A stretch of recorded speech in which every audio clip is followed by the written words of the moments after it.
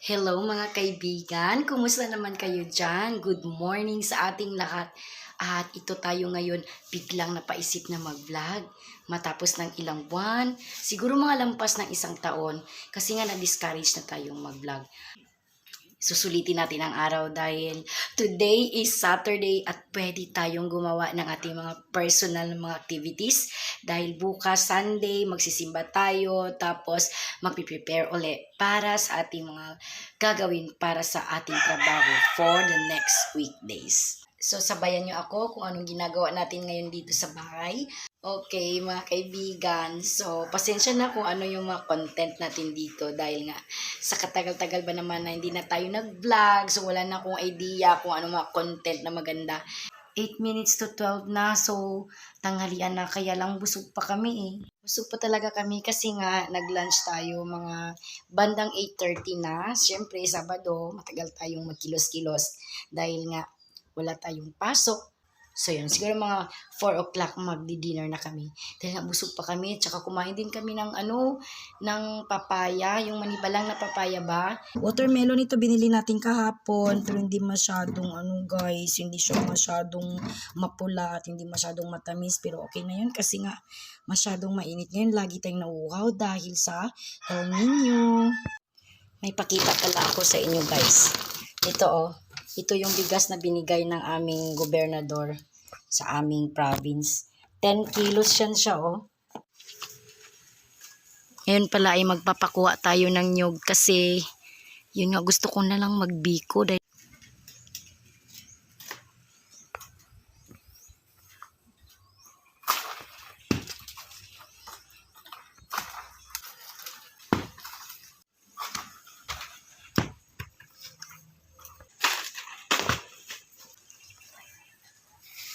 so ito yung ating nakuha. Meron tayong 7.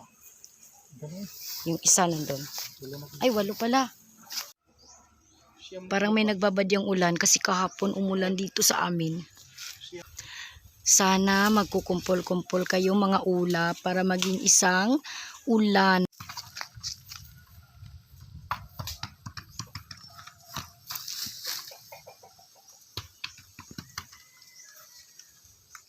Naglaba pala kami kanina pagkatapos ng aming breakfast. Ko rin ang mga plastic na pinaglagyan ng aming binili na isda.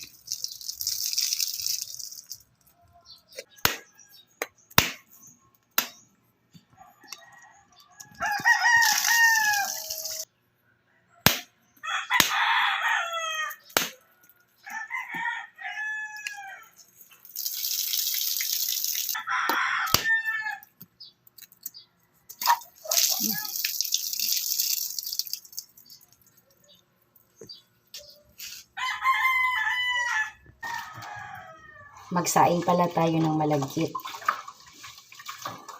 1 kilo ito lahat.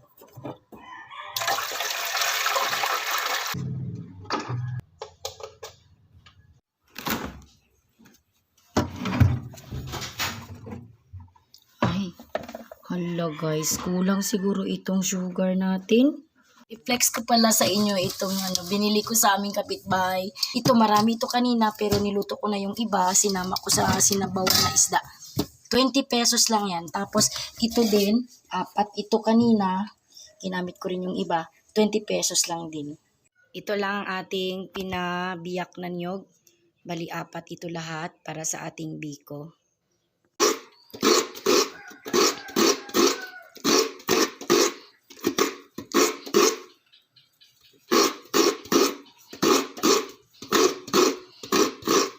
Kuha tayo ng pera, bibili tayo ng additional na asukal kasi nga Parang short kami sa asukal. Yung galing na ako sa may tindahan at guys, 25 pesos ang 1/4 ngayon.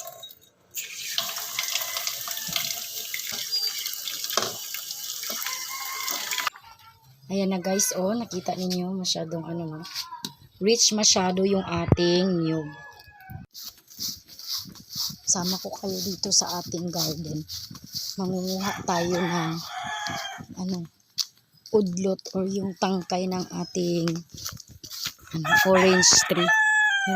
Kasi ito yung punka na tinanim namin. Lagay na natin ang ating muscovado. Masarap yan dahil organic. Tapos halo-halo lang. Bagan pa ng konti.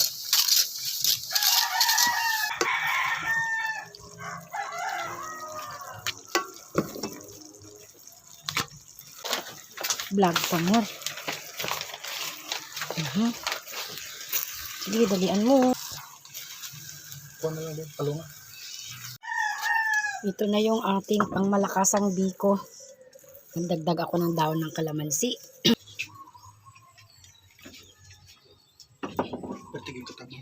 Time check! Almost 3:50 na guys. So tamang-tama, merienda tayo. Kain.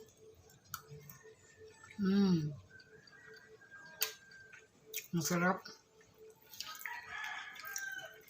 Kahit hindi siya masyadong dark, pero ang timpla niya, ang bango, tamang-tama. Masarap, ha?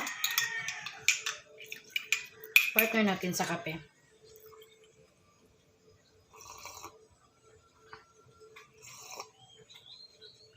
Soul.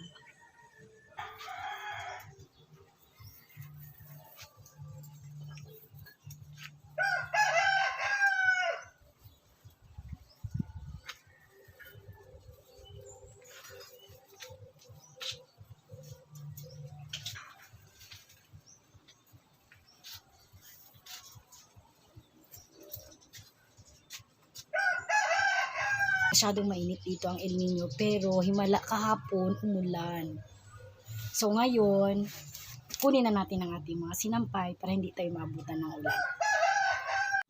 Tapos nagsaing na pala ako ng kanin dahil nga hindi kami nakapagpanangalian. Parang hindi talaga enough ang biko. Tapos ang problema ko naman ngayon, ano na naman ang ating ulamin? Meron luto na lang siguro ako ng pusit, mag-aadobo ako ng pusit at saka lagyan ko ng pakbet, yung gulay na pakbet. Diba, para mas tipid. Pero hugasan ko pa muna yung aming kawali kasi may nakadikit pa ng mga ng biko. So ayan guys, medyo napagod talaga tayo. Hinintay ko lang na maluto yung sinaing ko. Mamaya na lang siguro akong magluto kasi hugasan ko pa yung kawali kasi nakadikit doon yung biko natin. At saka pansinin nyo ang ating mga labahin. Hindi naman labahin. Ito yung bago nating laba. Ma-fresh at mabango na yan. Gusto ko na sanang mag-end na lang dito kasi parang mahaba na yung ating vlog. Siguro next time naman ulit, no? Pag may time na naman tayo at saka hindi tayo busy. Ito yung mga labahin. Kaya na ako dito. Maya-maya, tupiin natin ito. Pagkatapos, magluluto na tayo ng ating adobong pusit na mayroong gulay na pakbet. Gusto ko sana isama pa yun sa vlog natin, kaya lang lubat naman masyado ang aking cellphone. Tsaka itong cellphone ko, bago lang talaga ito ni-repair kasi nga 2 beses nahulog. Iba-iba na yung ating LCD nito, no? Baka maya wala na tayong cellphone, so hindi na tayo maka-vlog, baka hindi na tayo magkita dito. Naku, wag naman sana. Okay, salamat sa inyong oras sa panonood sa ating vlog. Sana nag-enjoy kayo at sana okay lang kayo dyan. Wag maalala, no? Huwag kayong magproblema sa mga problema ninyo. Huwag kayong mag-alala. Laging magdasal at laging magtiwala. Bye-bye!